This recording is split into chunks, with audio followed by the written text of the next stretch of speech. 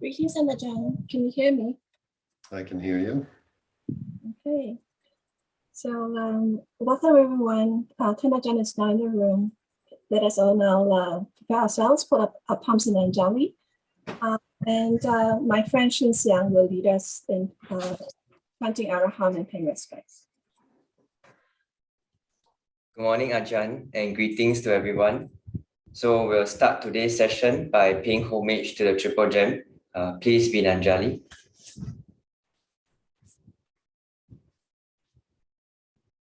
Arahant Sama Sambuddha Bhagava Buddhang Bhagavanta Abhivate Sawakato Bhagavata Dhammo Dhammang Namasang Supatipanno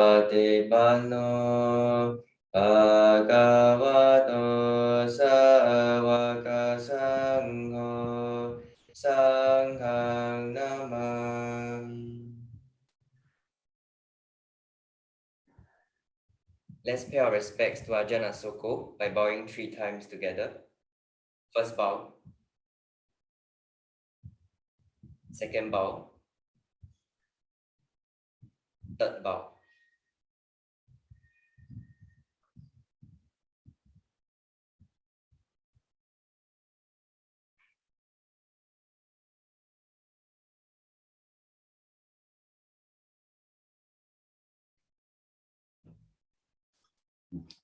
Greetings to everyone.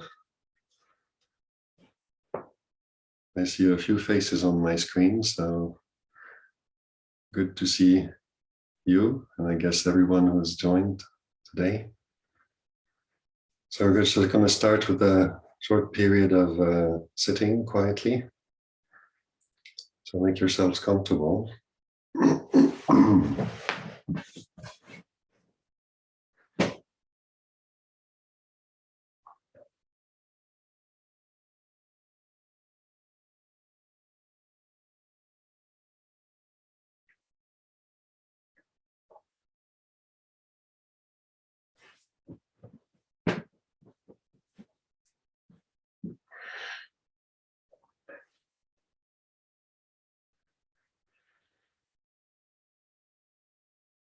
And then remember, as a very good first thing to do when we sit down, and helping to bring awareness back to the body, helping it relax, just coming back to notice what it feels like sitting here like this right now.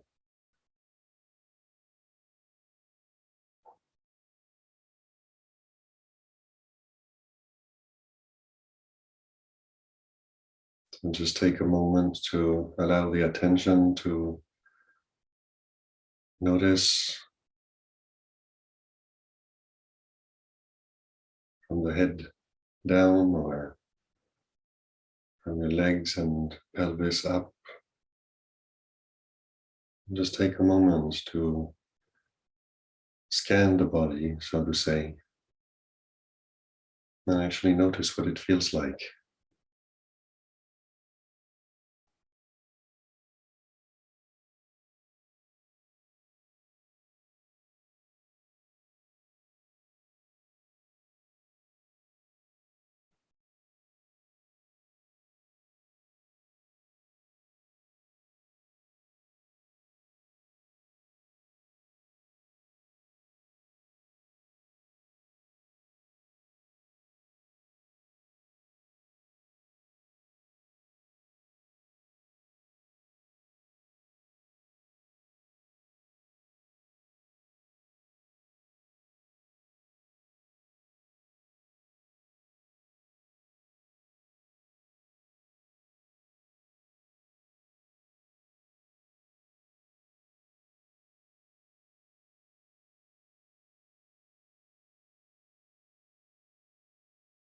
And remember, we're not trying to make the body feel any certain way.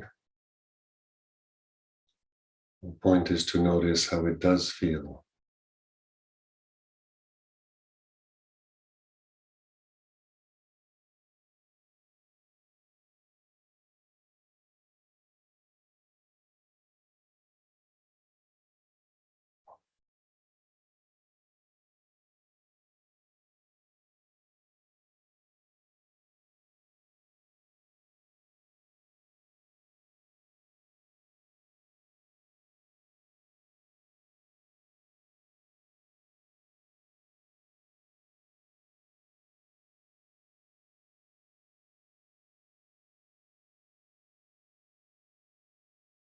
And also notice the breathing.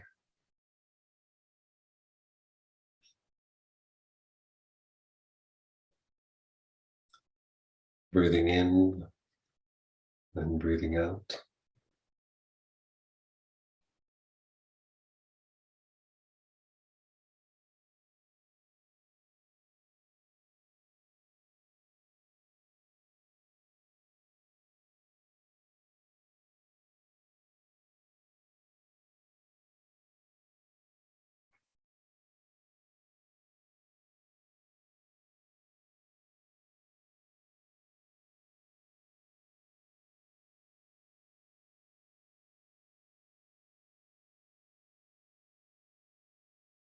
Notice how the attention is behaving. Be aware of how, in this moment, we are paying attention to the body and how that reveals where the mind is at. Again, without judging, without criticizing, without saying it should or it shouldn't be this way or that.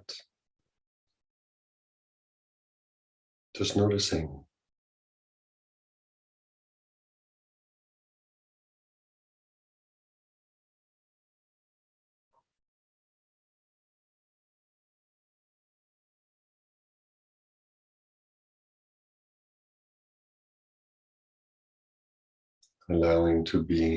Allowing the body to be the way it is, allowing the mind to be the way it is.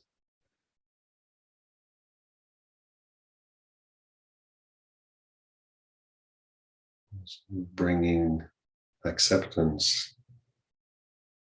and awareness to the way things are right now.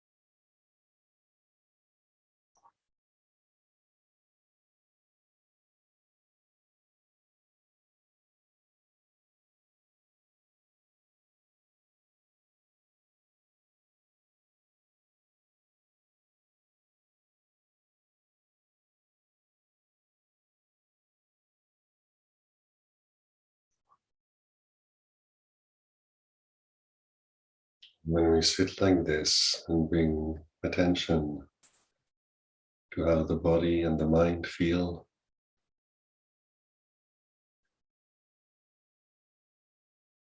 using sensations like the breathing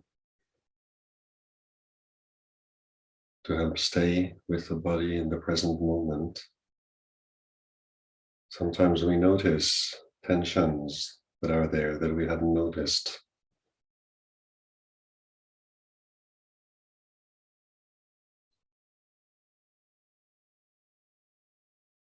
And just bringing attention, just kind, benevolent, accepting attention, of allowing it into awareness, oftentimes allows us to acknowledge it, let it be what it is, and allow it to relax.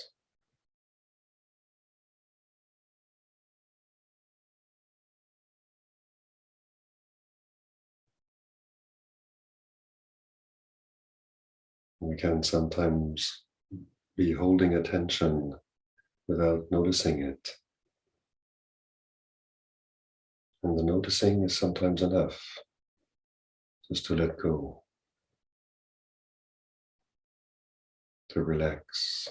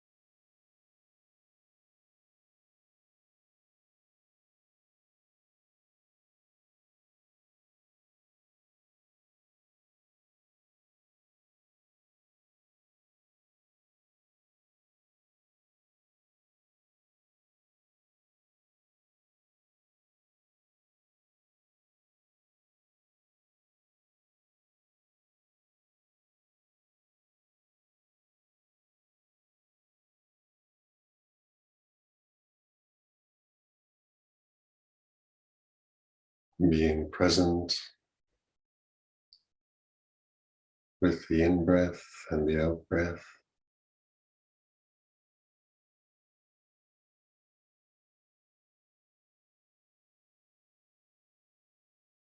Notice how the breathing has a regulatory effect in the body.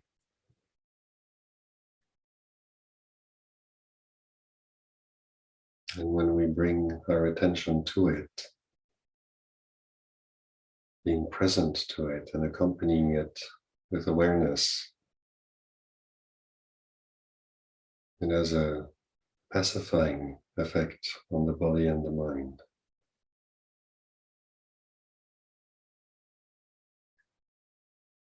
Just breathing in, breathing out, and relaxing.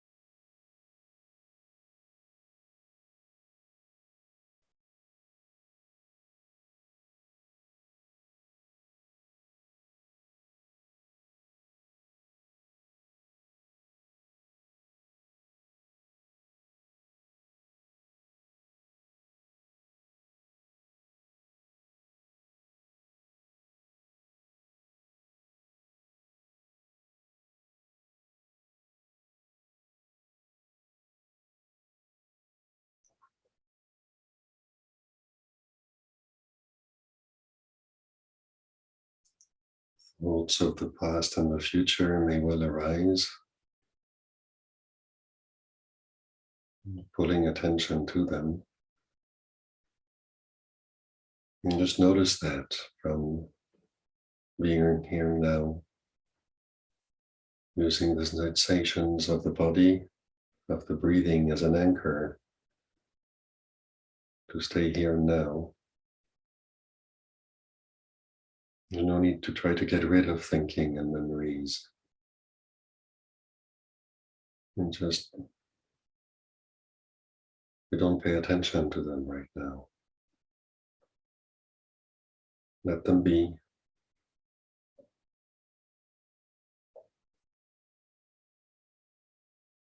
Come back to the breathing, to the body.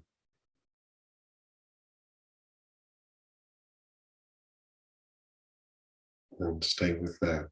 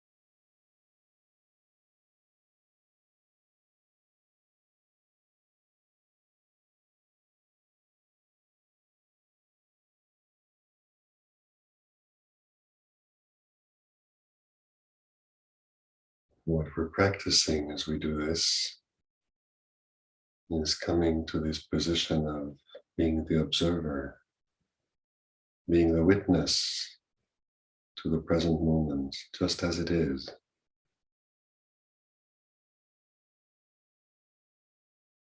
Thoughts and memories arise, distractions, trying to pull the attention to them. We let them be. Come back to the body, to the breathing, in a relaxed way.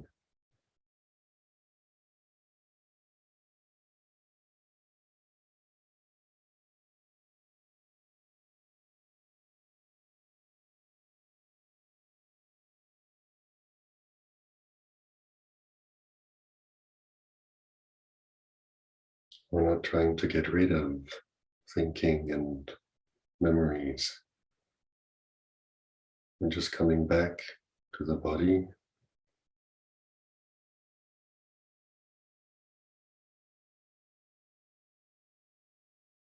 relaxing with the present in the body, and allowing these thoughts and memories to drift into the periphery,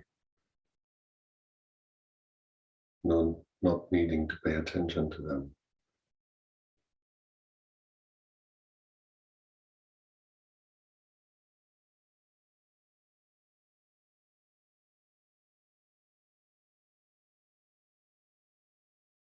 Enjoying the breathing.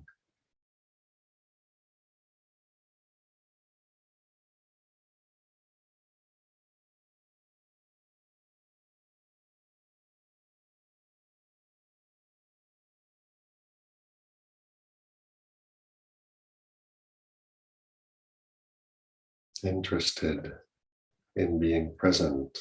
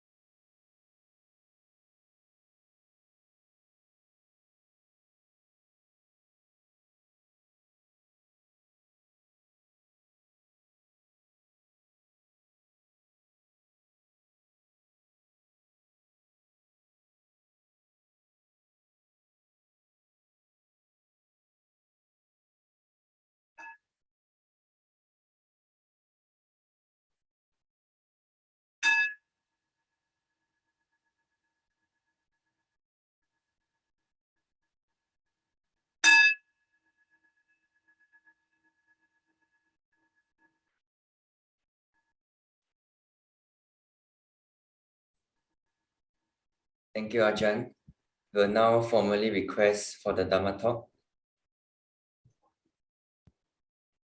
Brahmachaloka Dipati Sahapati Katanjaliha Divarangaya Chata Santi Dasata Parajaka Jatika Dese tu Dhamma Anukampi Mampaja.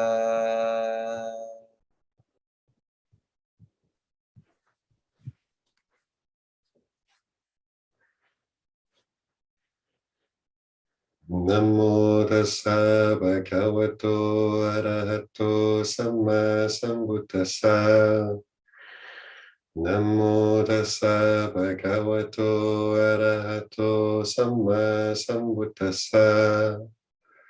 Namo tassa bhagavato arahato samma sambuddhassa. Buddhang dhammang sanghang namassa.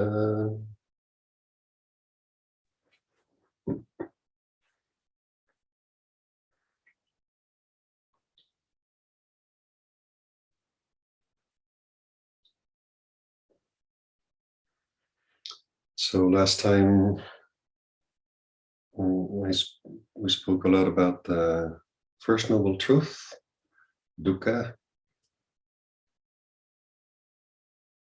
translated most of the time as suffering, but really pointing to the whole range from light to intense, from slight discomfort to intense pain and suffering.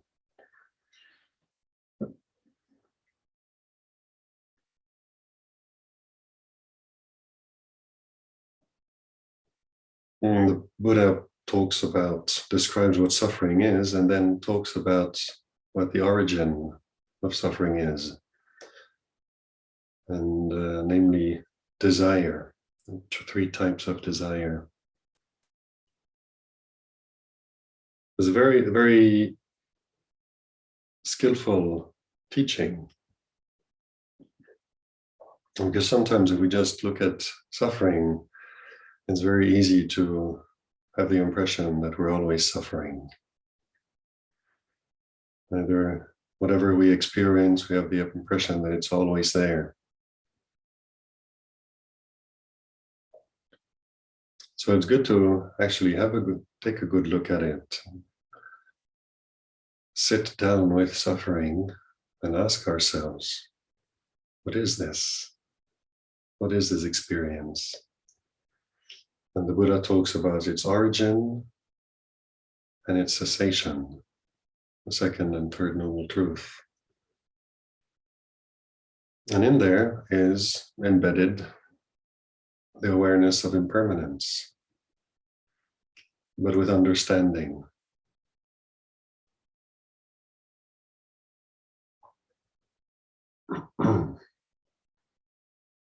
It's good to notice that suffering isn't permanent. It arises and ceases.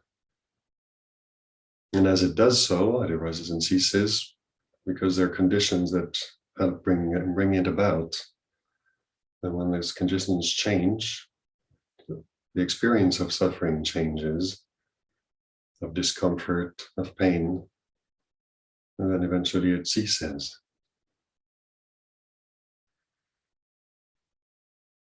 So when the Buddha talks about desire as the origin of suffering, it is very interesting to actually investigate what he means by desire and what the three categories of desires are that he talks about. Generally speaking, our common understanding of the word desire, at least in the Judeo-Christian cultural context, It's kind of an evil thing. Is what caused the apple to be plucked from the tree in the Garden of Eden and got Adam and Eve kicked out of the heavens, and it's associated with sin. It's kind of a bit of an unsavory thing. When the Buddha talks about desire, he's just talking about something that's very natural to this experience of the body and the mind. He's not talking about anything intrinsically evil. So what he's talking about when he talks about desire is sense desire, the desire to experience pleasure through the senses, through sight, sound, smell, taste, touch. So here in England, for example, as the springtime is starting to appear. The daffodils are out, the snowdrops, the primroses, crocuses, the cherry trees are starting to blossom. We've got these gorgeous birds like blackbirds and robins that have beautiful songs.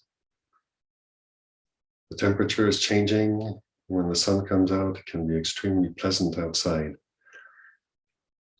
And to the senses, springtime is a very pleasant experience. It's beautiful to hear the birds sing, see the flowers blossom, the trees turning green. So you can appreciate how beauty through the senses has an effect on us. And it draws the mind out. Beautiful flowers are just begging to be admired. Songbirds just waiting to be listened to. You can go outside and walk and sit on a bench and just listen to the birds chirping away.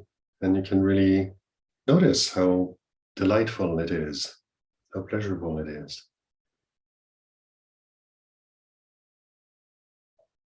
So one type of category of desires that the Buddha is actually pointing to for us to notice, take an interest in, is just notice how this desire operates on the level of the senses.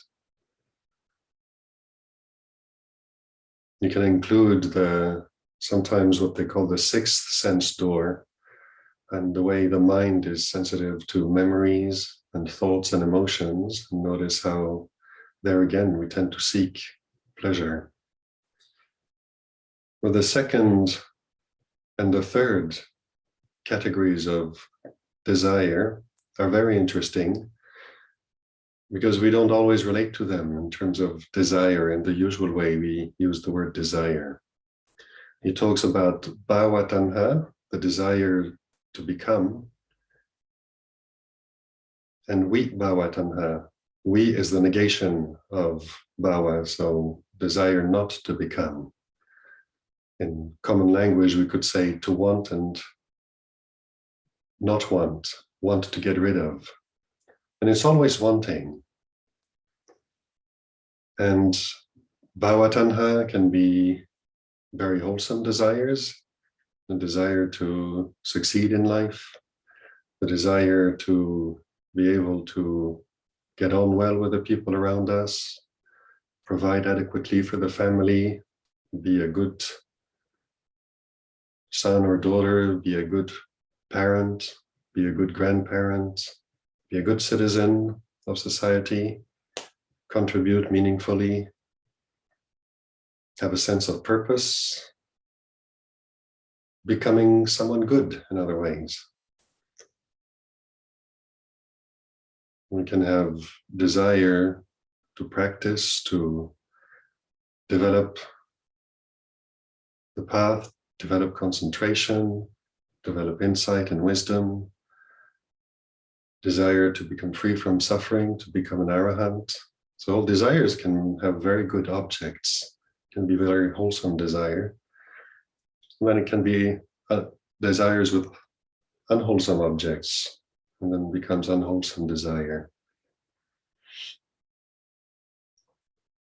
So that's still in a way easy to relate to, but the one that we usually miss out on, the third category, Vibhava Tanha, desire not to become, not to be. We don't want to be a failure. We don't want to lose our possessions, our friends, our relatives, our status, our happiness. When unpleasant memories arise, we don't want to experience them. We try to distract ourselves or get rid of them, think of something else. Think of the future. And we don't want climate change. We don't want war. We don't want uncertainty. In terms of emotions, we don't enjoy unpleasant emotions. We try to get rid of them.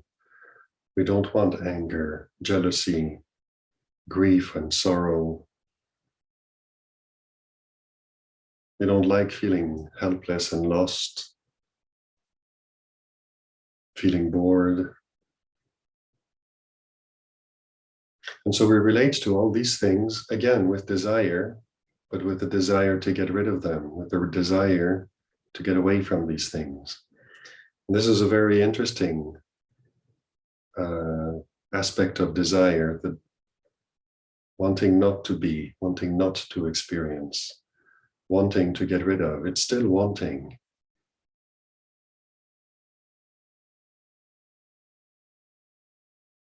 So the Buddha points to these three types of desire: wanting to experience pleasure through the senses,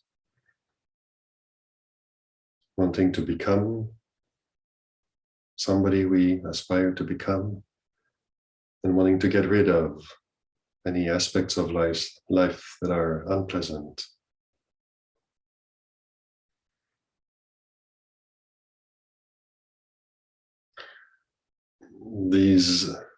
The way the desire functions is very much bound up with feelings of pleasure and pain,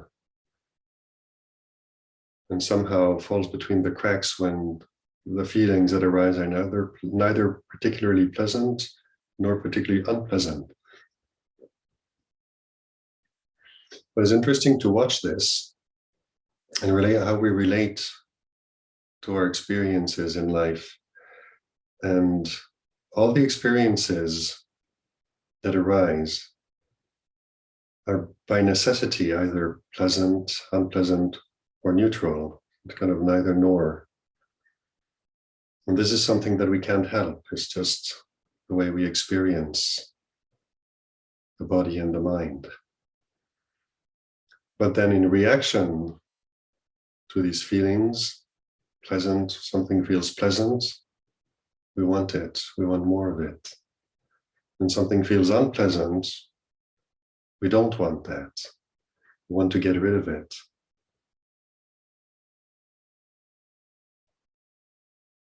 And the neutral feelings we tend to not notice.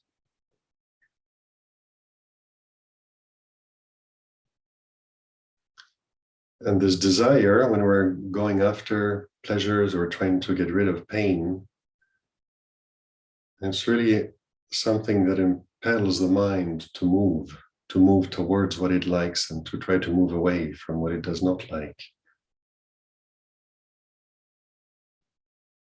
Now you can watch this in meditation, like we were sitting just earlier. We sit, relax the body, come and settle here with the breath, breathing in, breathing out. Thoughts come and go, and we stay with this, and can be just kind of run-of-the-mill kind of thinking and memories that come up, but then something arises, and you can really feel how, having established awareness here with the body and the present, breathing in, breathing out, and then you think about something and off it goes. It moves after what arises towards it if it seems like something interesting, something makes us curious, we're interested in investigating and pursuing that. An enjoyable memory, or maybe it's something unpleasant and there's a sense of cringing and trying to get away from it. But you can notice how this moves the mind.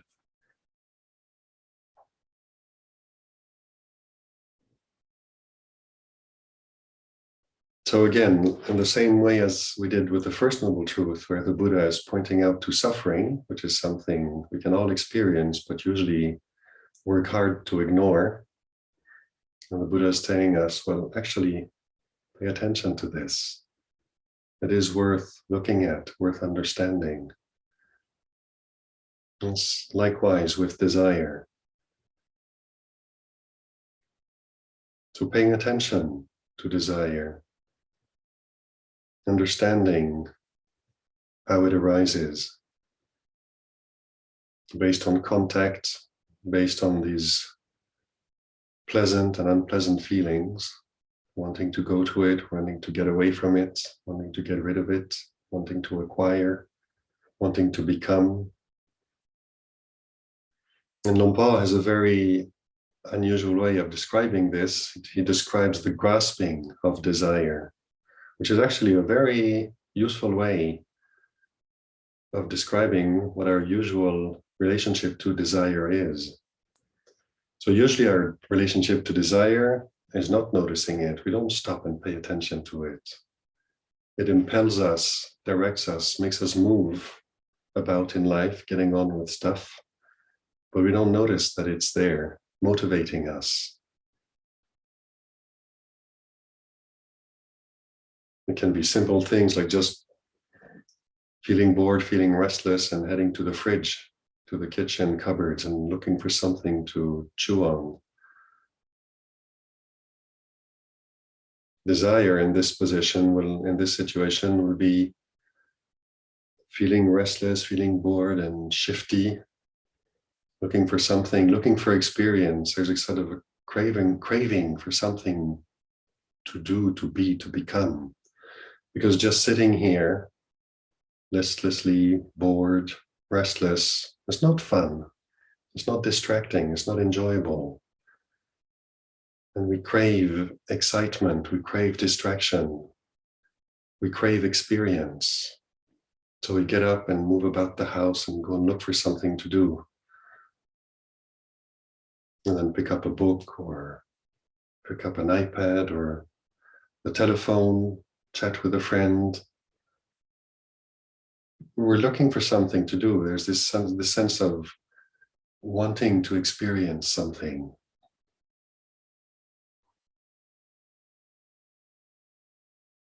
So in relationship to this desire, if we do practice just stopping, coming back to here and now, and actually watching what happens. What is the nature of our experience? What happens if I don't get up and go and find something to distract myself when I feel bored?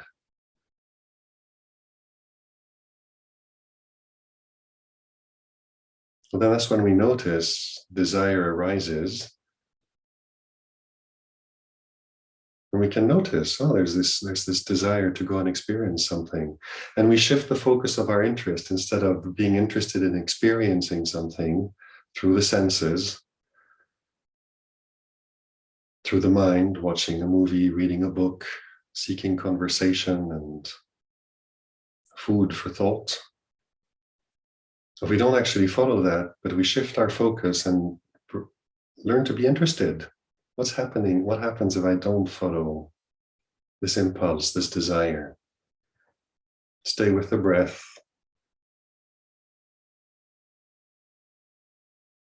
Stay with the body and just watch what happens.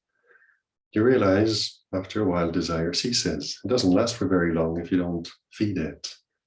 It is an impulse. It's just like on one of those medical screens where you see these electric impulses going across the screen. An impulse just arises and ceases. And these impulses of desire if you are willing to sit with them and just watching, let them do what they do, and you just be the witness, the watcher, you realize desire does not last long. Anybody who's been a smoker knows that one. When you try giving up smoking, it seems like you'll never be able to do it, but if you just take one moment at a time and let go of the craving right now, then that passes. You've done that. It'll arise again, but it's manageable if we sort of just stay here and now, watch it for what it is, know it as it is, and allow it to be.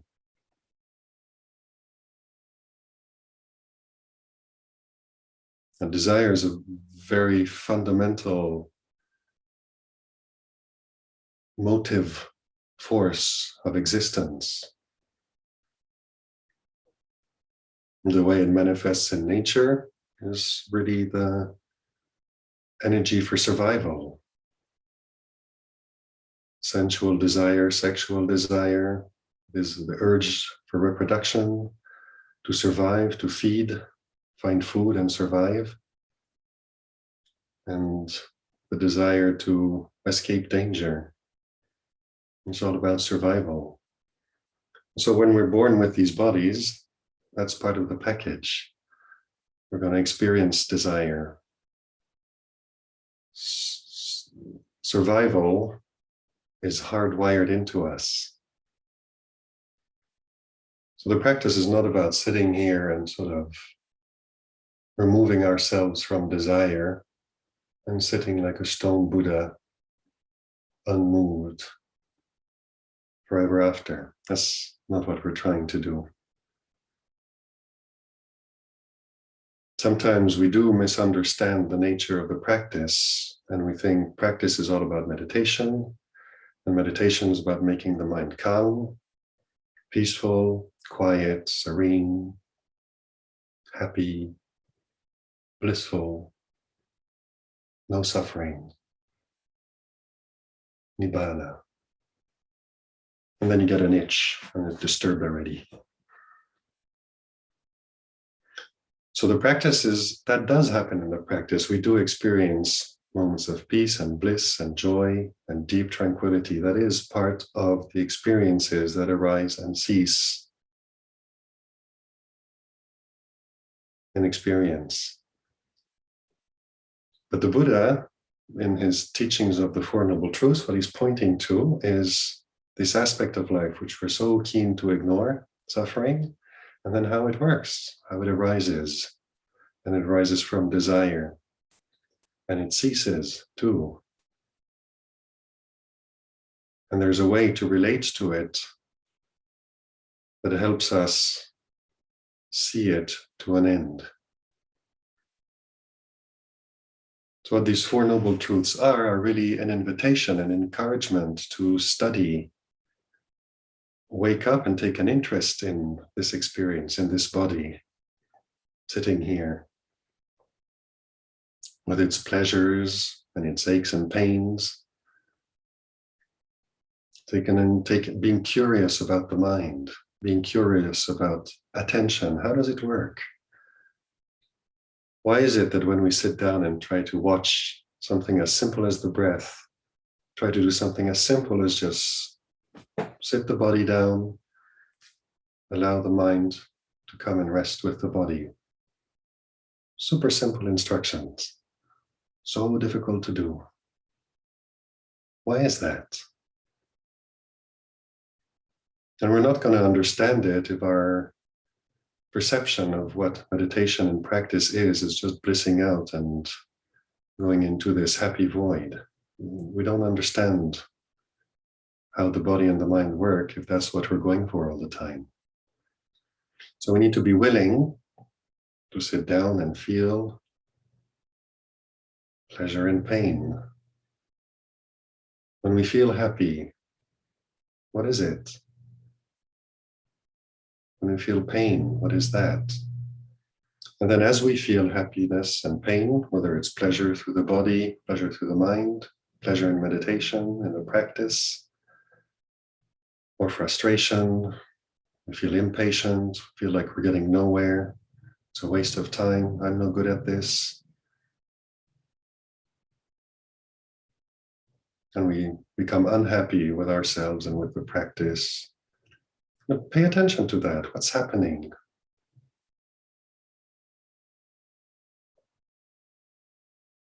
How do I look at this in a way that leads to understanding? And the Buddha keeps talking about liberation. Do I feel free right now? And if not, why? What's happening?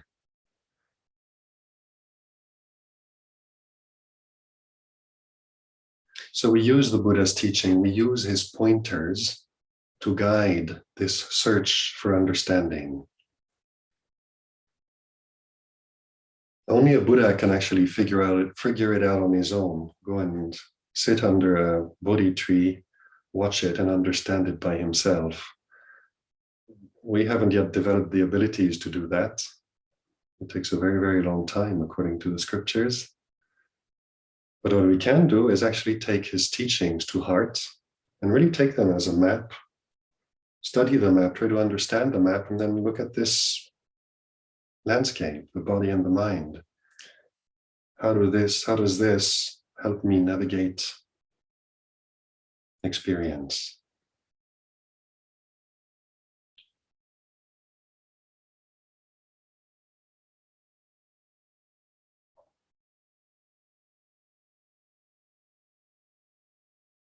So learning to watch desire means we have to take an interest in it, be curious about desire. And the only way we can really learn to watch desire is by stepping back from it and watching it. If we step into desire, we lose perspective on it and we cannot see clearly. And stepping back from desire is that aspect of the practice that we can generally call renunciation. It's the willingness not to follow a desire, but to be aware that desire has arisen and to watch it, not follow it, and see what happens. And inevitably, you notice that it ceases one way or another.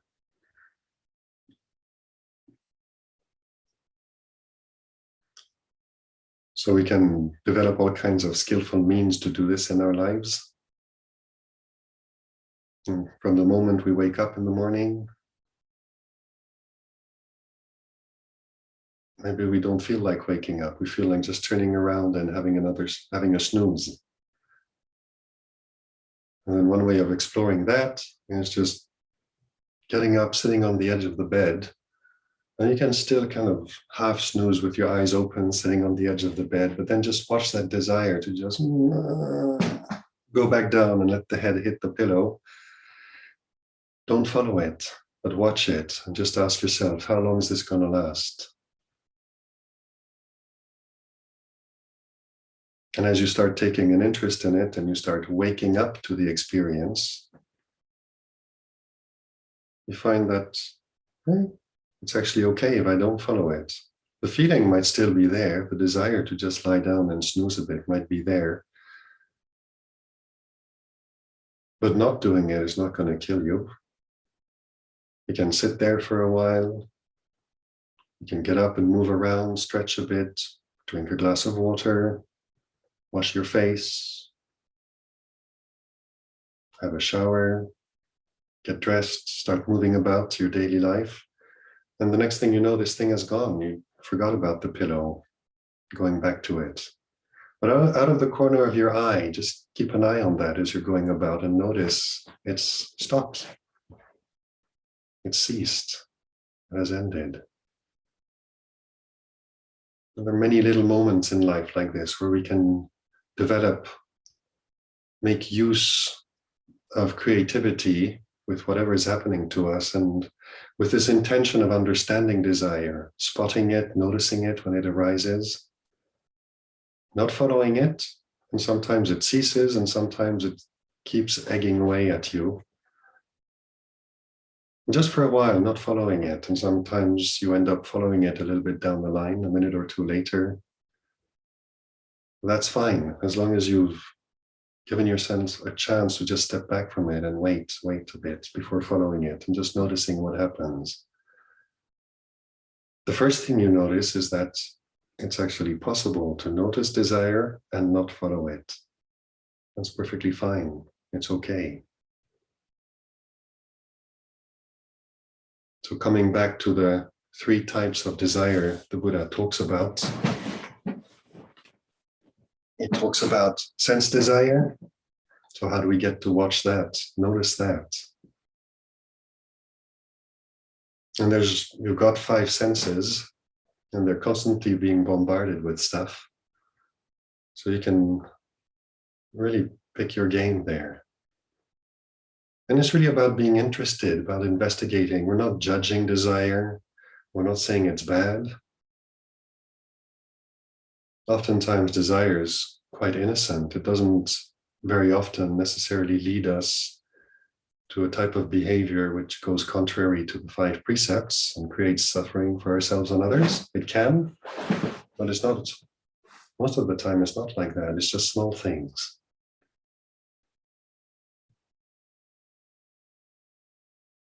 So the best place to watch this is really when we choose a moment to sit or walk meditation. And notice how we use the breath or a mantra or the sound of silence, whatever works for you. Choose an object that's going to be what helps ground you in the present moment, is what you come back to and becomes your reference point. And then as you come to this, allow the mind to settle with this, and then distractions start coming up in the mind. Thoughts about the past, the future, that we enjoy and want to go after or want to get away from. Noises in the environment that distract us, that we want to listen to, or we want the noises to be quiet and disappear. And just noticing how, following this map the Buddha gives us of sense desire, desire to become, and desire to not become, wanting to become concentrated, wanting to experience peace, wanting to feeling centered. And then there's all this racket going on around you. The kids are running around, or the neighbor is banging on the wall. Someone's mowing the lawn. And we think it's a distraction. We think that we need this impeccably quiet, undisturbing environment in which I can meditate. So that's a good opportunity to watch desire. Desire for that. When Mposumedo was teaching retreats here in Amaravati, one year he caught someone going to the gardener and asking the gardener to refrain from mowing the lawn around the retreat center during the retreat because it would disturb their meditation. So he went to the gardener and purposely asked the gardener to come and mow the lawn every time he teaches a retreat. He wanted people to learn how to meditate with the environment as it is, with conditions as they are, not to try to tinker with conditions so they're just perfect, because they'll never be perfect.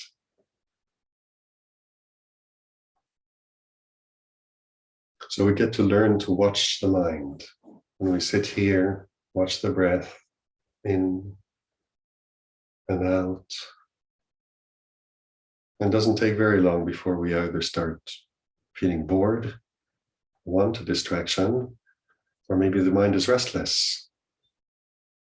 Thoughts about the day, the weekend, the week, the plans, projects, things we need to do, things we haven't done. Maybe things we did that we regret, that are kind of haunting us, and the memory keeps arising, and we feel bad about it. We wonder how we should have done things otherwise. So in terms of desire, just coming back here to the breath in and out, and noticing as the mind goes and moves. What is that in terms of desire? Wanting to think, wanting to indulge a pleasant memory, wanting to plan the day, to figure things out, to sort it out.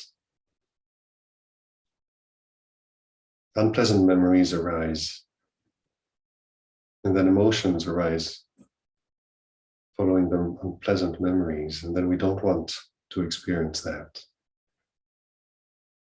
And then just noticing desire, wanting. Ajahn has a very good line. He always asks himself, when there's a feeling of discontent that arises in the mind, he just stops and asks himself, what is it, what do I want that I don't have? What do I have that I don't want? And that basically covers the three types of desire. It's a very clever way of just coming back to asking ourselves here and now.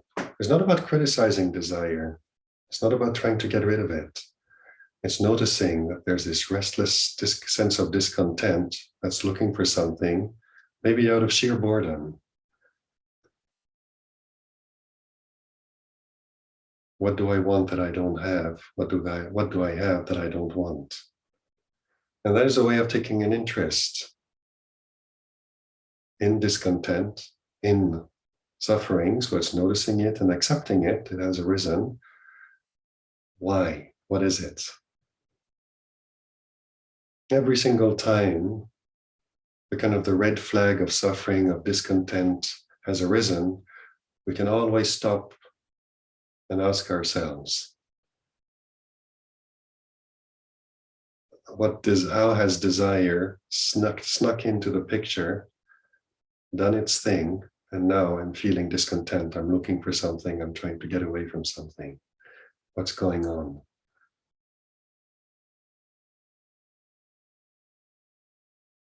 So to take an interest in these things, to ask ourselves these questions and really use the guidance that's this very, very simple, very profound teaching and pointer of the Buddha in these Four Noble Truths to guide the investigation, to guide the looking, to guide the understanding, to guide these questions that we ask ourselves. Very, very useful in helping us to understand.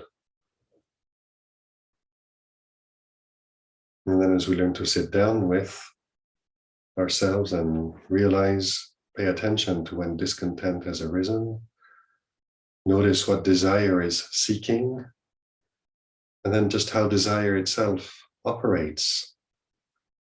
As you take an interest in desire like this, you start noticing the raw energy of desire.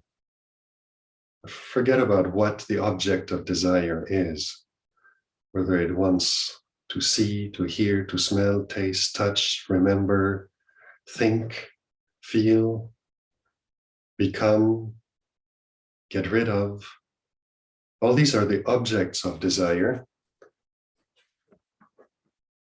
And it's good to notice them and to understand them, but then you can also just come back to this just desire and notice how fundamental it is to life, to this sense of being.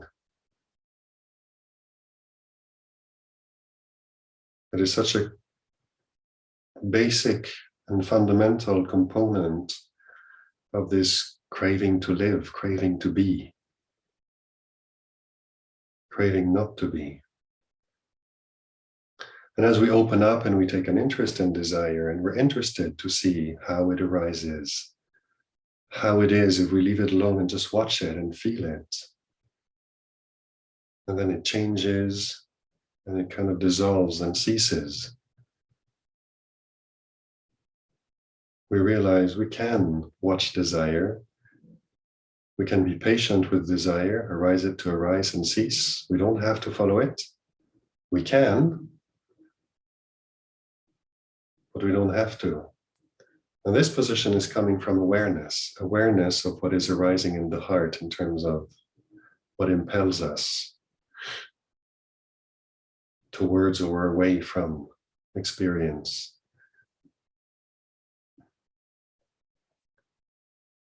And what becomes the refuge when we are observing desire like this is knowing, is awareness.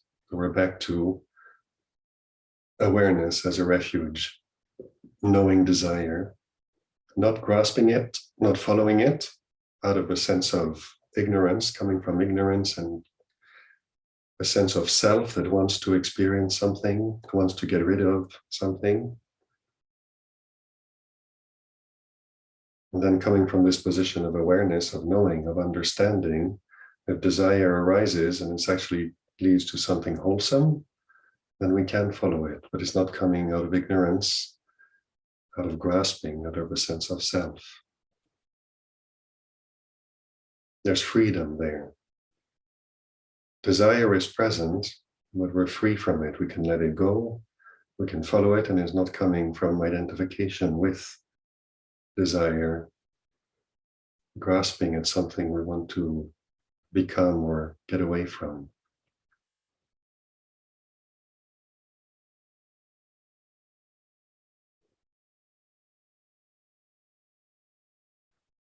So I've said enough for now. I'd like to give people the opportunity to ask questions if they have any. Thank you so much, Tanajan. So brothers and sisters here in the Dharma, you're now invited to ask, to share comments, to give any feedback, or to ask Tanajan questions regarding today's talk or the talk last week. So if you're here in person, please feel free to click on the raise hand function on the Zoom panel, and we'll invite you to unmute. As Tanajan cannot see the chat box in front of him, and if you'd like to type a question, you can type it into the Q&A form using this link here on the screen.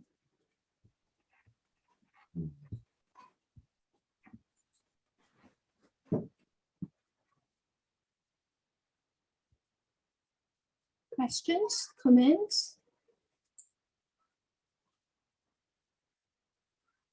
So, Tanajan, there's a question here. Allow me to please read it out to you.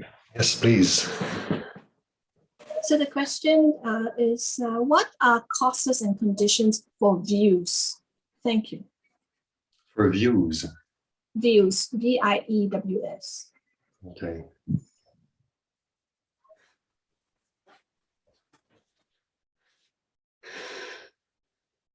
Views arise from thinking.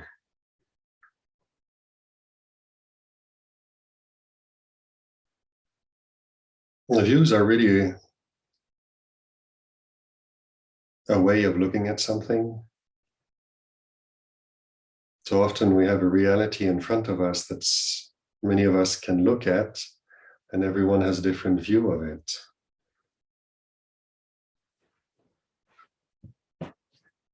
So we can have political views, we can have views on how history unfolds and what the events are. We can have views about current affairs. We can have views about how family should be run.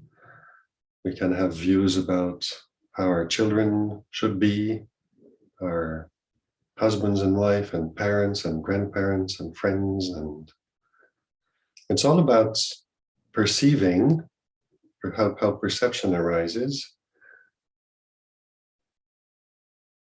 and our memories, and our thoughts about the future, how things should be in the future, how we should be in the future, how other people should be in the future. And then through thinking, value judgments arise. There's liking and disliking, approving and disapproving arises all together with that. And all of this happens through and with thinking.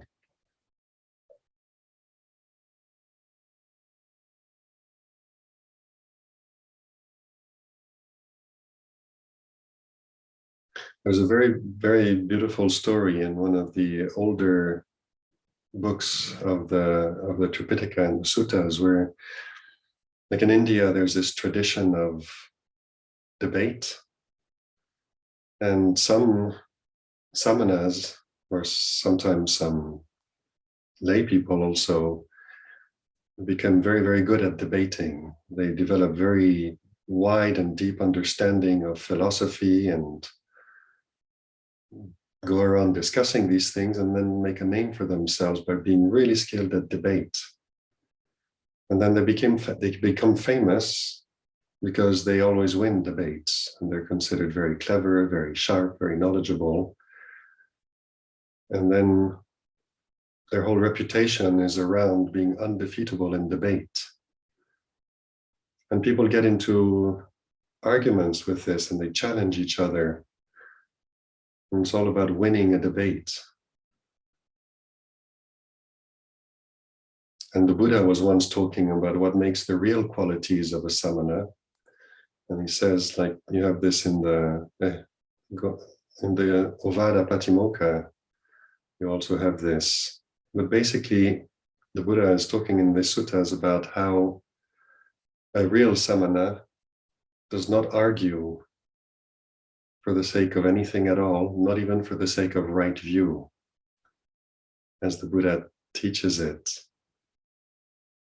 Right view being the understanding of the Four Noble Truths,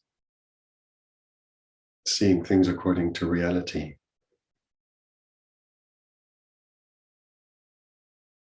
So views, commonly understood like views and opinions, are really about thinking and making value judgments about things. This is better than that,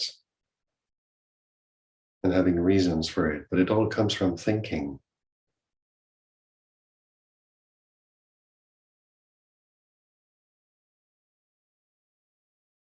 And some views can be right, like the right view, the right way of looking at things according to reality. And then some views can be wrong. Like in the Buddha's teaching, you have right and wrong view. And then you can have political views, and you think some are right and some others are wrong. And you can have views about which is your favorite football team, who is the best musical composer or band in the world, or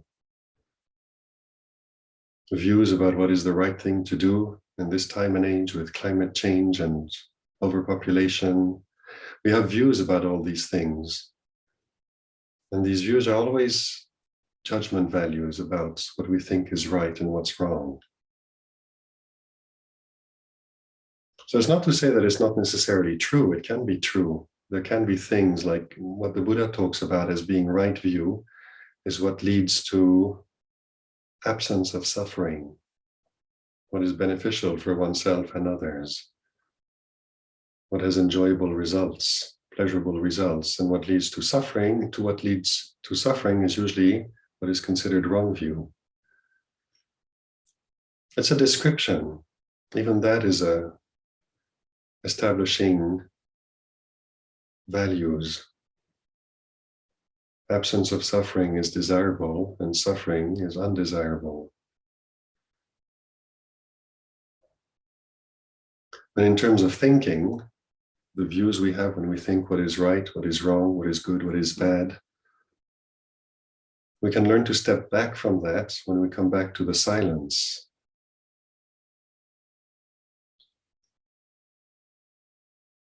When we put down thinking and we're just present to here and now, and things are what they are. If we don't think about them, then there is no good or bad, better or worse. There's an acceptance, a presence to what is here and now as it is, without any value judgment. And then we start thinking about it and we start describing it, and that's where using words and concepts, we start comparing one thing with another, and then views arise. And then again, there might be nothing wrong with views themselves. They're conventions and they're useful for us to operate and communicate and function together in the world. But then when we grasp hold of them, we forget that they're just made out of thinking. And then we can start arguing and fighting about views. And that's where the Buddha has this very nice thing saying, a samana does not argue with anybody, not even for the sake of right view. Whatever the view is, even right view is not worth grasping and then ending up in an argument and creating suffering over.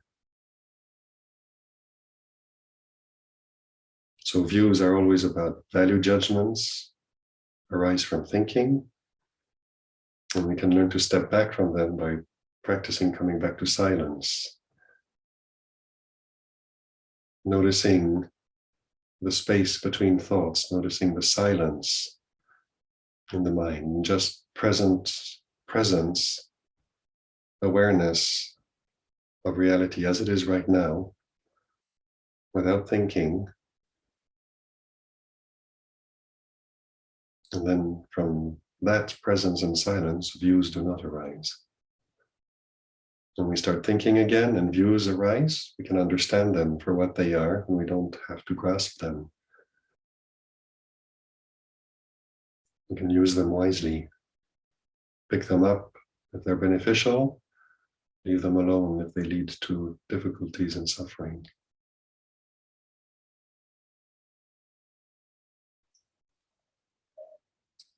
Thank you, Ajahn. On this point,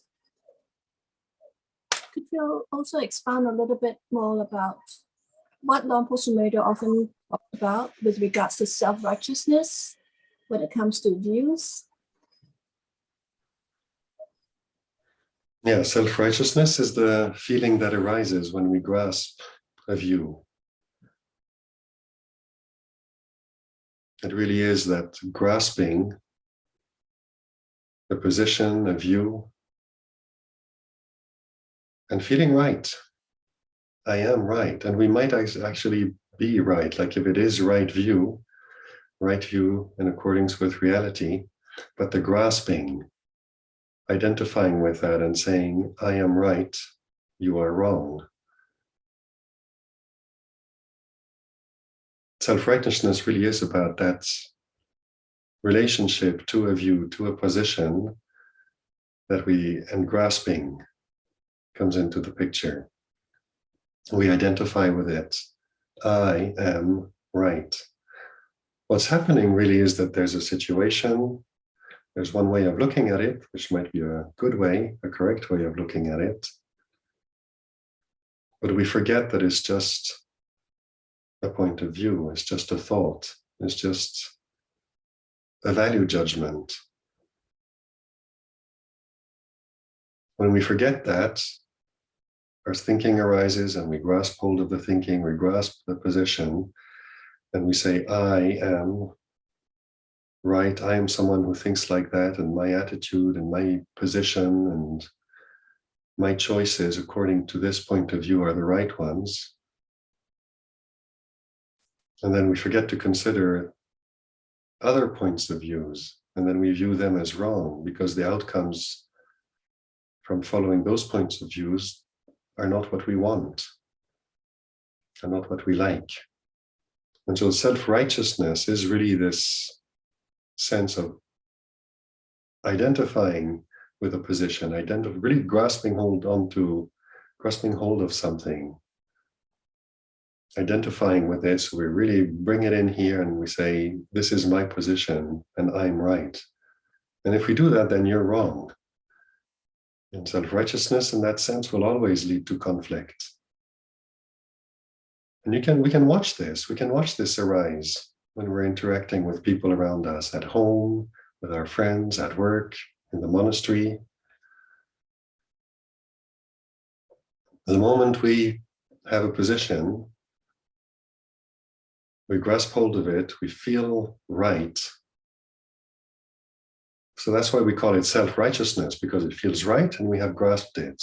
We really kind of went and made a self, made it my position. So it's about self and it's about being right. And it inevitably leads to suffering and to conflict and disagreements and arguing. And you can learn to recognize this self-righteousness. It feels a very particular way. I am right, and we can get indignant and judgmental. So the sense of self-righteousness, it arises. It's a natural thing to arise in the mind. As long as we're in the habit of creating a self of anything at all, in one way or another, self-righteousness is going to step into the picture because it's part of creating a self and wanting to be right. But we can recognize it. We can, as we're interacting with others, see this sense of indignation, feeling outraged, feeling insulted because someone is saying something we so profoundly disagree with. And we can recognize this sense of self-righteousness can be so strong, make us feel so good also in a way, because we're holding on to something that's good, that's right. So even the grasping of that feels right. But the result of it is suffering and arguments, discord, disputes, wars. So if you keep an eye out for suffering, you'll spot this one coming pretty quick.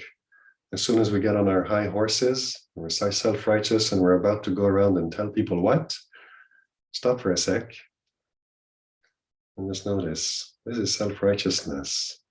If I follow this, I'm going to run into trouble. I might feel right, but I'm going to run into trouble and I'm going to give others grief as well.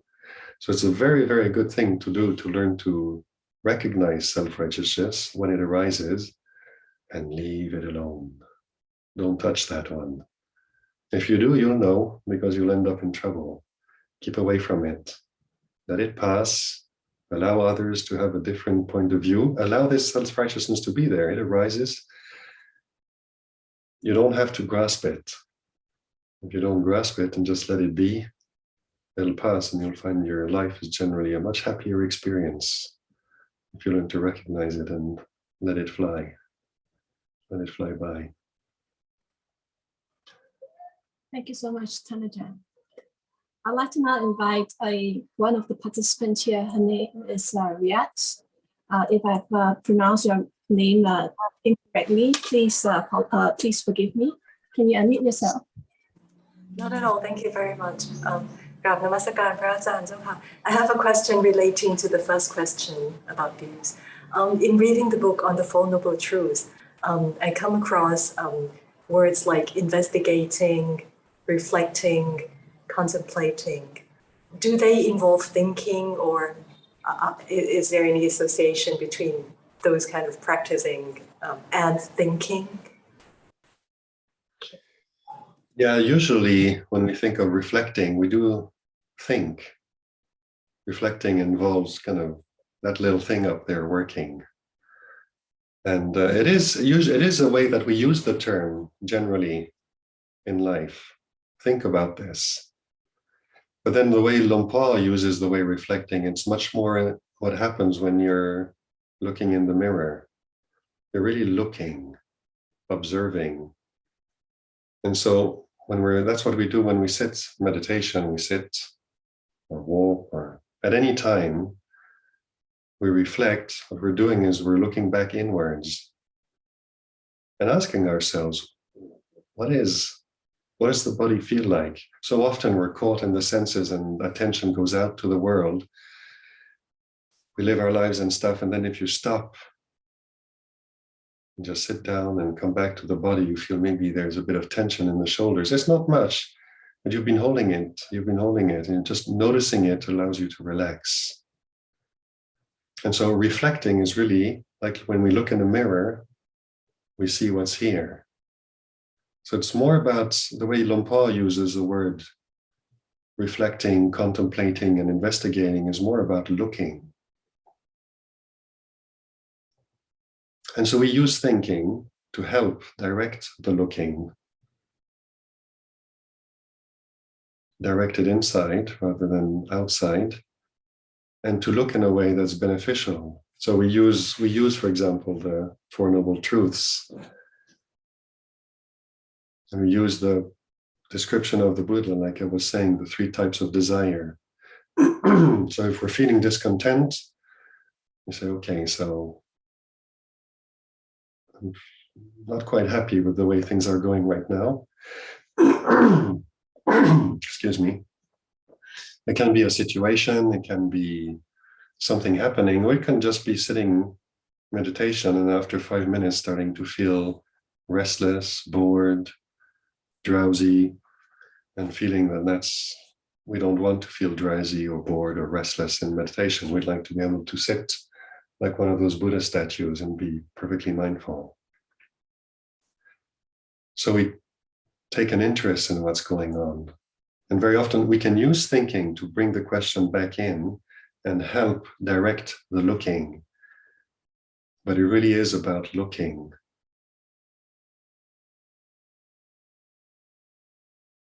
It's good to learn.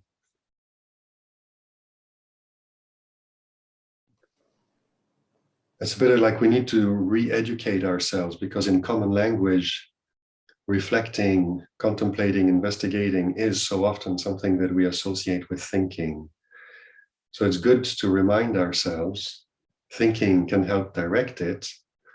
But like an investigator, a police investigator, when he's looking for clues about some problem, then crime or something that he has to solve, he'll use thinking in order to figure out where he needs to look, so that his looking will lead him to find clues and understand what's been going on. But the looking is the actual work. The thinking will help direct the looking, but the looking is actually the important part.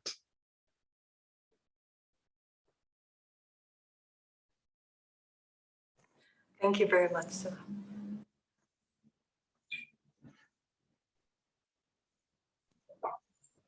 Okay.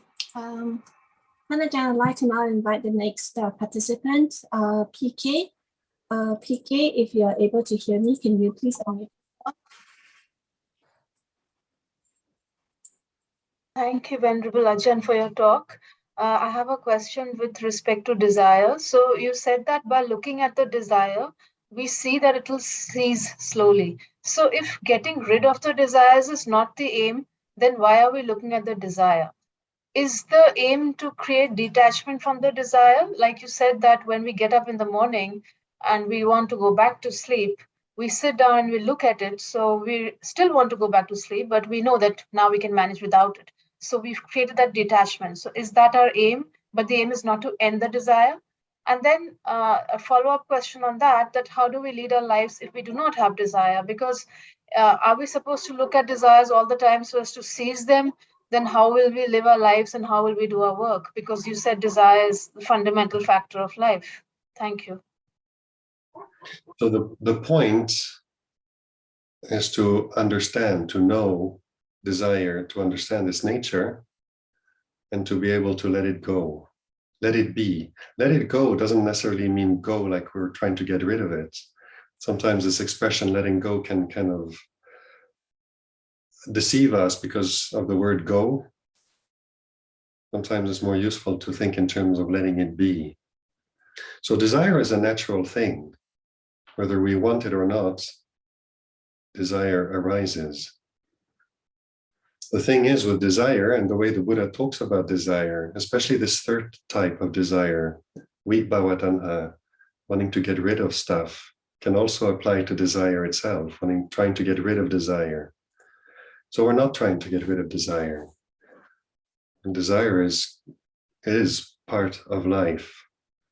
The body needs food. And so when it's hungry, we want to eat. But understanding desire and understanding how it operates helps us look at the nature of desire, understand how it arises, how it ceases, and then also not only allows us to actually look at desires and see where, if we don't follow them right away, but if we train ourselves to be aware of desire, pay attention to them and watch them before we follow anything, we can see whether it's a desire that's going to, if we follow it, if it's going to lead to good results or bad results, unfortunate results. If it's going to, is it something that's useful and beneficial for ourselves and others, then there's no problem with following it. That's where you you do want to get a good job so you can provide for your family. You want to do good things in your life so you feel good and people around you benefit. So there are a lot of desires that actually, if we follow them, have beneficial results. But what we're trying to do is to develop understanding and knowledge, the wisdom of understanding what desire is, how it arises, what our relationship to desire is, what our understanding of it is. If we're not able to do that, when then desire arises and it just impels us to act and follow it, and we don't know if it's going to lead to beneficial results or not, because what's usually the criteria in following desire is what we like and don't like, what we find pleasant and unpleasant. Not everything we like is actually beneficial, and not everything we dislike is actually harmful. And so learning to observe desire, be aware of desire, and practicing the ability to come back to that position of knowing, to that position of observing, not following it right away. And very often, many desires we can allow to come through the landscape, watch them do their thing, and they cease. And there's no loss in our life for having watched a desire arise and cease and not followed it. But what we're developing is we're developing the ability to come to this position of being the knower, where we can understand wisely what is happening with desire. We can see how it is bound up with pleasure and pain, with likes and dislikes, with preferences. And then we also realize that our preferences are not necessarily a good gauge of what is to be followed and what is not to be followed. And developing wisdom is understanding how, when a desire arises, knowing the desire, understanding what it is, and then being able to see, okay, this might be the way I'd like to go, but if I do that, I'll end up regretting it. Something like self-righteousness, for example, feeling right, and it gives you a very strong sense of self, and it gives you a sense of self that feels good because you're right. And yet, if we follow the desire to speak or act coming from self-righteousness, most of the time, the result will not be something that we feel good about later. So the point is to understand desire and be able to let it go if it's not going to lead to beneficial results. If it does lead to beneficial results, then there's nothing wrong with following it, but it's not coming from a sense of self, it's not coming from ignorance, it's coming from awareness and wisdom.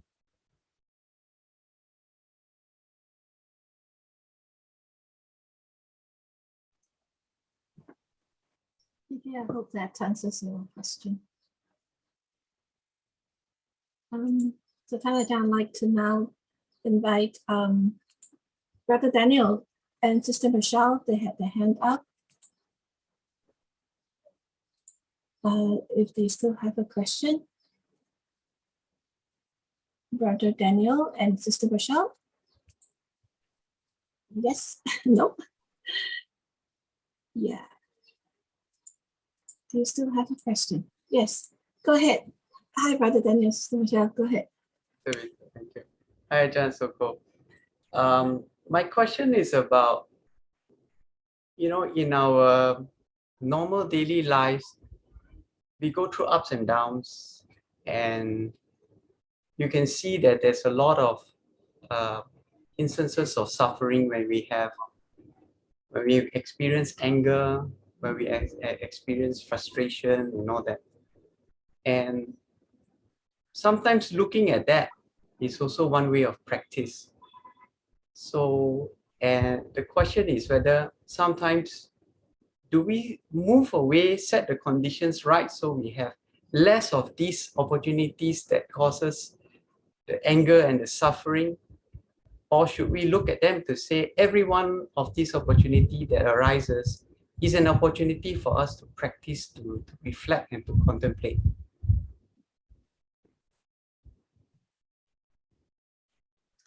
Well, that'll depend on what your limits are and what you're able to deal with.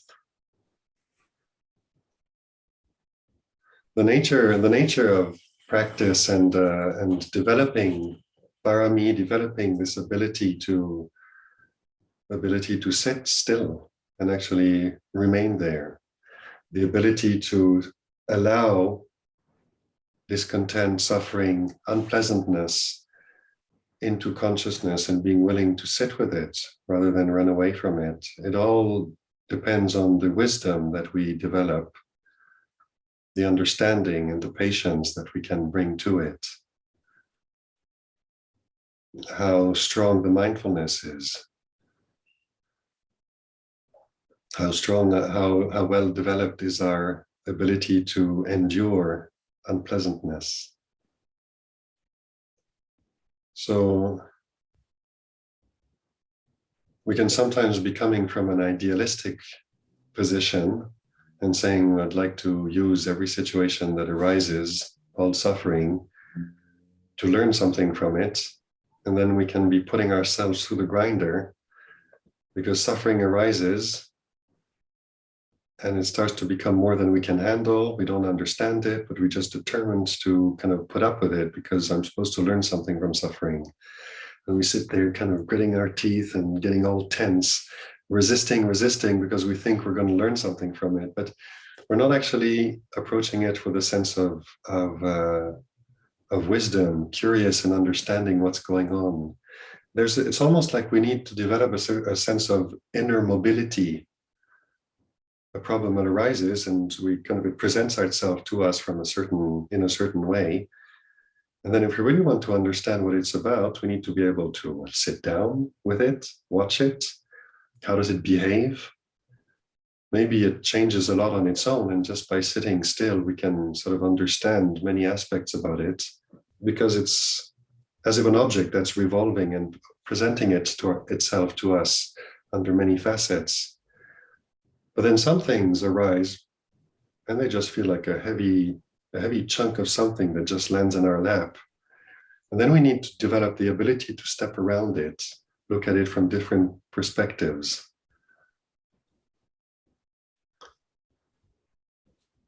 And we can develop this in our daily sitting with something as simple as sitting with the body and keeping the practice of actual formal meditation very, very simple. Just sit down,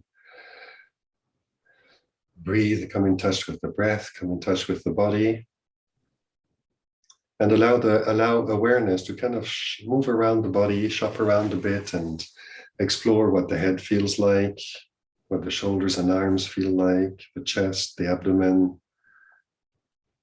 the pelvis, and the legs. And you can actually, with awareness, kind of go around the body and look at how the different places feel. And then you notice that some naturally, if you just come back to here and ask yourself, what does the body feel like? Some areas of the body are speaking more to you because the sensations are stronger. And then others don't really feel like anything. Like the skin in the middle of your back, for example. You don't necessarily pay attention to that unless you ask yourself, what does that actually feel like? And sometimes the answer is, it doesn't really feel like anything. And then as you're sitting, inevitably after a certain period of time, the knees, the hip, the back, something is going to start getting uncomfortable. And if you sit and you just determine, I'm going to try and sit with it and not move. So just settle down comfortably with your hands on your lap and just see how long you can sit. And then you get an itch on your cheek, but don't scratch it. And then you get a bit of soreness in the hip, but don't move yet. Just wait. Just allow it to be what it is. So a little itch on the skin. Sometimes you feel like there's a bug there, but you're indoors and there are no bugs in the room. It's just the skin doing what it does. It feels funny sometimes. And you really feel like giving it a scratch, but leave it, just be determined to stay there. And you can notice how attention really gets drawn with it. And sometimes there's an urge, a very strong urge to do something about it, scratch the itch. But your determination is not to. And then as you leave it and it changes and it disappears, then all of a sudden that sense of attention being hijacked, going to it and not being able to, barely being able to not scratch it. And then as it dissolves, then attention is available to move again.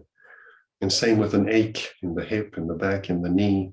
If you just sit with it and it starts getting stronger and stronger and stronger, there comes a point where you feel like you cannot take your attention away from this thing.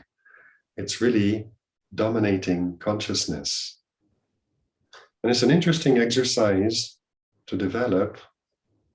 One, just watching that and seeing how powerfully Vedana, sensations of pleasure and pain, commandeer our attention. They hijack it. They just, sometimes it seems like we can't do anything about it. It just goes there. And then the exercise would be, after you've noticed it even just a couple of times, is to say, okay, well, I'm going to try staying with the breath. Once you've kind of done a little bit of body scanning and stuff, just come back to the breath.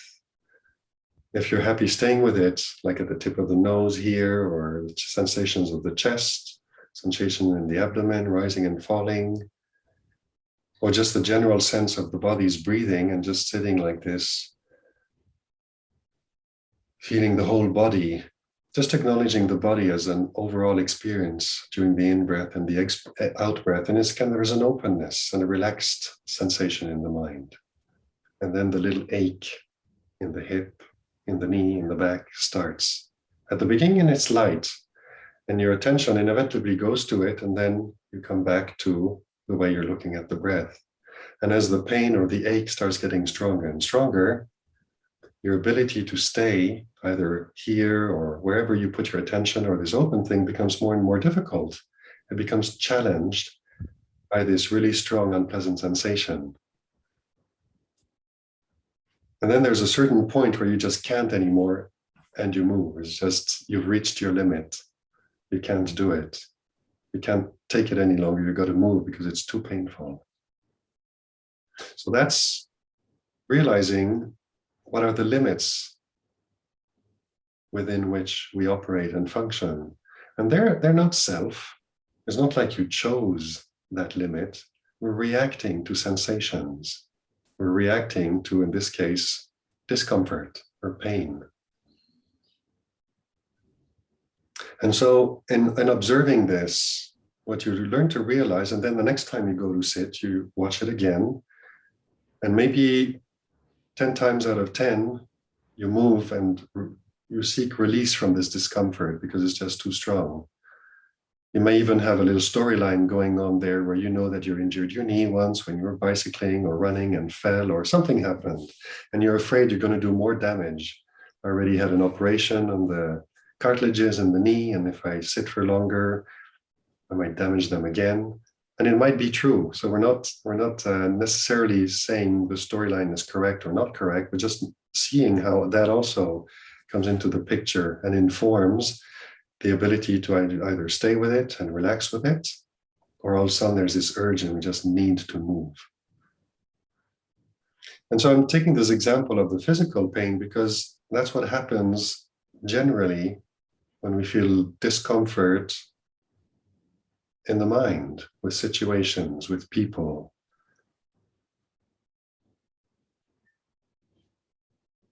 In our relationships with people, there are misunderstandings arise.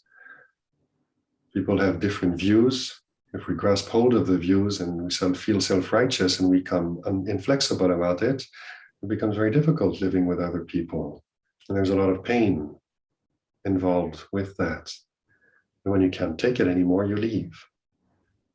Either you step out of the house, go for a walk, get a change of atmosphere for a bit and come back when you feel more relaxed, or you end up just leaving the house and never coming back.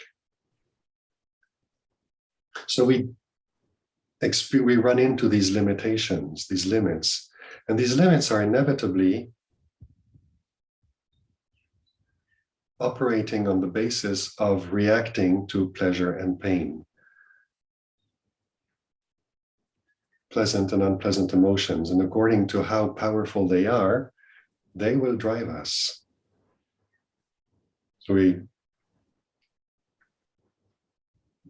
walk away or try to get rid of or try to run away from pain when it becomes too much. But then through practicing with very simple little things like sitting with an achy knee or an achy pain or pain in the back or whatever it is, learning to come to that limit where all of a sudden we just can't take it anymore and we have to move. And just ask yourself, can I just stay with it for 2 more in and out breaths? That's not going to bust the knee. It's not going to destroy the hip or nothing's going to happen. But just 2 more in and out breaths. And then sometimes you can do it and then you change posture because it was really all you could do. But sometimes you do that and you realize, oh, I could do 2 more. Maybe I can do another 2 and another 5. And as you experience these things, you realize sometimes these pains arise and they do arise and just go crescendo. And eventually you do need to change posture. Sometimes a pain just rises, and then it reaches a plateau.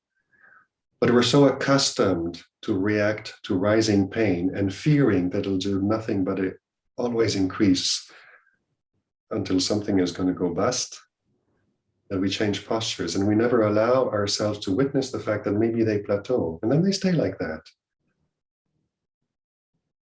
Like for example, in the knee, there might be a tension there. Usually, if I don't pay attention to it, I'd react to it and try to move because it's uncomfortable. But actually, if I stop and watch it, it doesn't quite qualify as pain. Right now, it qualifies as tension.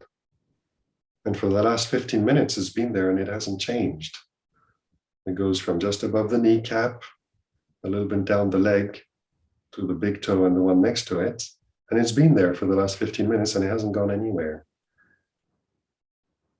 So our ability to receive, to open up to suffering depends on the wisdom that we have, that we bring to it, the interest that we bring to it. If we're not interested in suffering, we'll just react to it, get away from it. If we're interested in it, then we start going, hey, what is this? Can I be with it? And if I stay with it, does any understanding come from it? How much can I take? How much can I endure? And it's not a question of just forcing ourselves, because sometimes we're just not ready for a certain amount of it. We need to sort of train ourselves, develop the ability to endure discomfort and pain.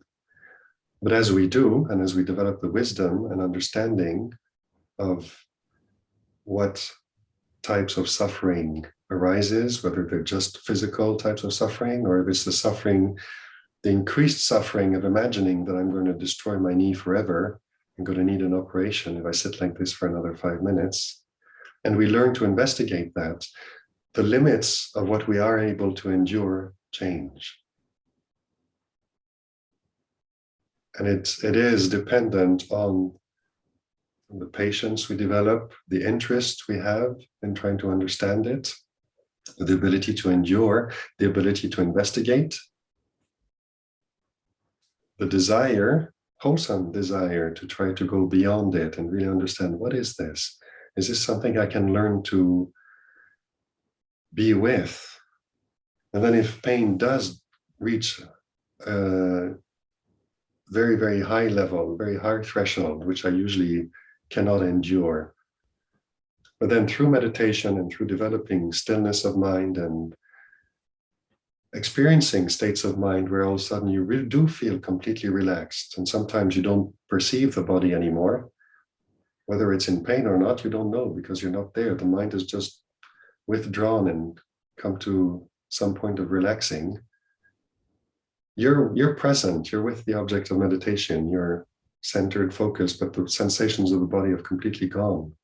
That's one way you're actually able to endure these kind of things, by taking refuge there. But then you can also learn to come back with it and be with the body. And as Ajahn Chah once said to one of the Western monks, early Western monks, who was in hospital with malaria, he kind of was coming to give the monks some encouragement, and he was chuckling and he was saying, "Don't worry, malaria will pass. Either you recover or you die, but one way or the other, it'll pass." And this is really a factor of wisdom operating there, guiding us. Thank you, Ajahn.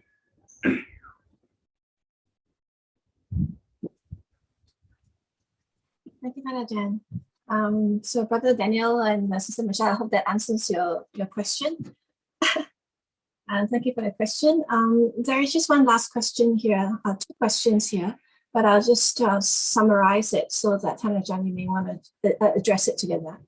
The question here is that as we develop in our sitting meditation, pleasure experiences arises.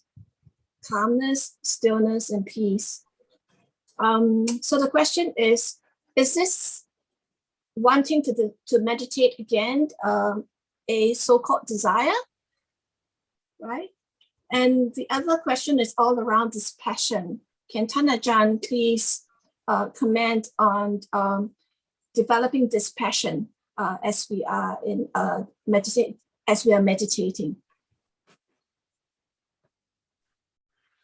The question of the pleasurable experiences that we come across in meditation,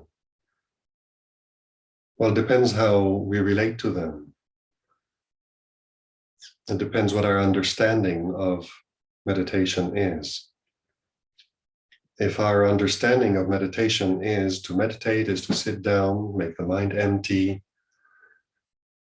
bright, joyful, and that's a successful meditation. If that's our definition of an understanding of meditation, then that's what we're going to try to do every single time.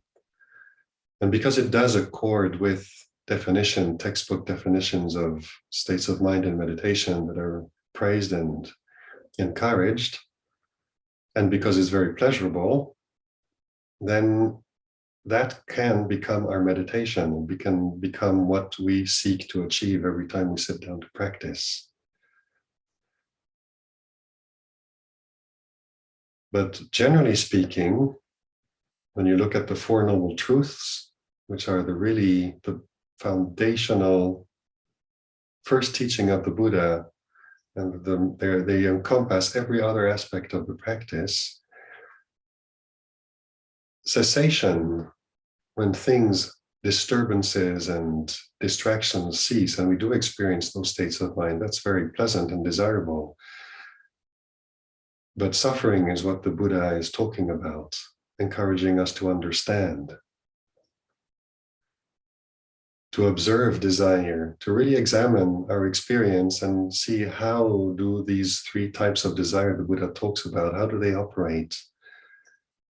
How are they part of the picture in our experience? And the Buddha talks about cessation of desire, cessation of suffering. What does that mean for us? Here and now, in reality, what does it mean in terms of our ideals, of our ideas of practice? And the Noble Eightfold Path involves opening up to understand and taking an interest into the Four Noble Truths is much more than just sitting on a zafu and blissing out. That's pleasant, but it's also impermanent. And even though it is a temporary refuge from suffering, you have to get off the zafu and get on with life. You can't just spend your whole life there. So what is it that you're developing during the sitting that you can actually take into the rest of your life? And that necessarily has to be made of investigation, of the willingness to be open to other states of mind than just the happy ones. Because life is made of change, and happiness arises, but it ceases. And then suffering arises and it ceases. And the ability to open up to the whole range is an important thing, an important aspect of the practice. The willingness to look at suffering, the willingness to sit down and feel distracted, being obsessed with sense desire, being angry and absolutely mad and pissed off or just annoyed with something or other, experiencing drowsiness and sloth and torpor, lack of energy, lack of inspiration, being actually willing to experience restlessness and take an interest in worry and seeing how that affects the mind. Where does it come from? If we grasp it, where does it lead to? If we let it be, what happens? Taking an interest in doubt. So basically the five hindrances is their disturbances. The five hindrances, excuse me, the five hindrances are really what usually prevent these happy, peaceful, bright states of minds of arising. But it's good to understand them because they do arise. So be willing to sit down with suffering, being willing to sit with unpleasant states of mind and take an interest in them. And then the brightness, the peace, the relaxed states of mind that you experience become something that arises in practice that are not necessarily based on controlling the environment and keeping suffering at bay and keeping distractions and disturbances at bay so that I can experience my blissful states of meditation. Those are conditioned on having your environment just so. So it's not made of letting go, it's made of grasping, of controlling. And then if we're willing to allow suffering into the picture, to allow disturbances, being willing to investigate the hindrances, the disturbances, being willing to experience desire, to feel that itch and not scratch it, being willing to be disturbed and to actually experience that and to see, well, where is the freedom with this rather than only in the absence of it? And then the joy, the peace, and the freedom that you enjoy in the practice will not be based on controlling the conditions for a good meditation, but they'll be based on mindfulness and wisdom in the present moment with whatever the conditions are.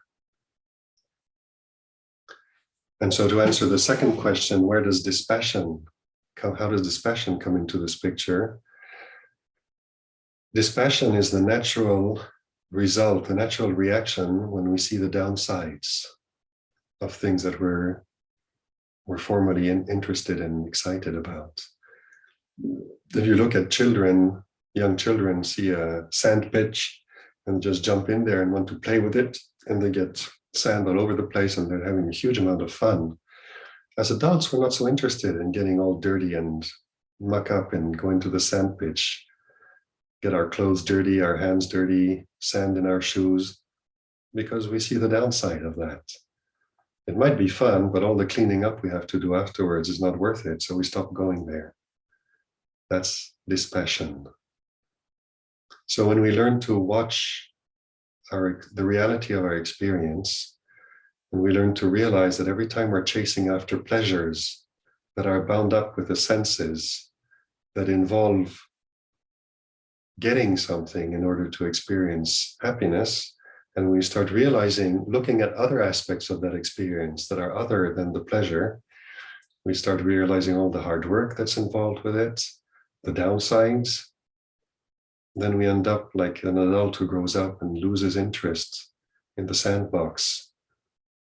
Pleasures that we used to run after at great cost of energy and time, we start losing interest in. That's dispassion. And the dispassion in the practice arises from really understanding and knowing through watching and through experiencing impermanence, unsatisfactoriness, and knowing that things are what they are, they're not a self. And understanding that that's really the bottom line and becomes our relationship to experience, to reality, is just acknowledging that. And when pleasure arises, that's fine. We're not against it, but we're experiencing pleasure from a position of informed, wise awareness that knows pleasure arises according to causes and conditions, and suffering does too. And the refuge becomes the awareness rather than the refuge of being able to live with pleasure and being able to live without suffering. So we become less interested in tinkering with the parameters of existence, knowing that whatever the parameters are, even if they're good, they will change. It's not worth running after them. And whatever the suffering is, that also will change. It's not always worth the effort of trying to run away from them. And we develop the ability to endure, open up to it, develop this boundless, immeasurable consciousness that has space for everything, pleasure and pain, is able to allow it, watch it, and allow it to cease. And that's the refuge, is this awareness, rather than the experience itself.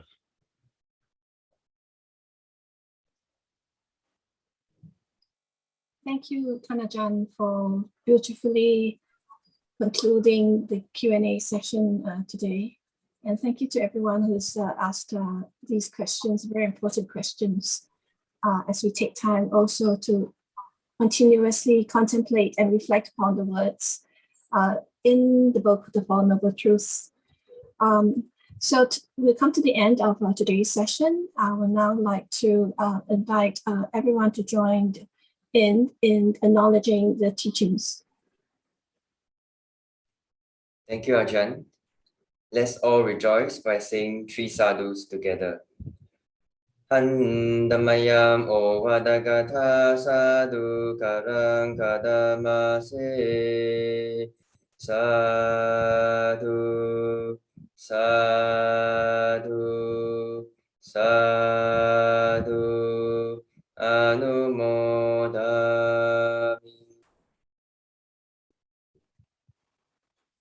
Well, thank you Now for close. organizing Yes, sorry, it, for everybody's attendance. Thank you, Ajahn. We'll now close the session with paying our homage to the Triple Gem. Please be Nanjali.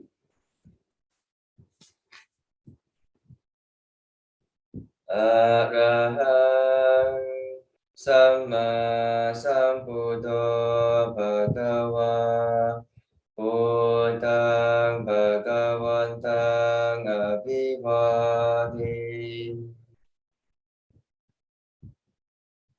Sawakato Bhagavata Dhammo Dhammang Namasami Supatipano Bhagavato Savaka Sangho Sanghang Namami.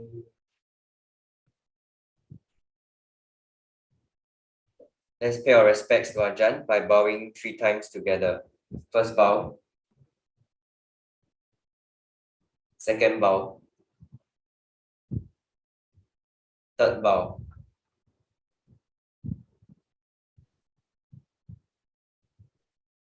Thank you, Ajahn. Thank you, everyone. See you next week, Kanajan. Okay. So brothers and sisters who are here, the session will still be the same time next week at 8 a.m. UK time. And if you're dialing from another country,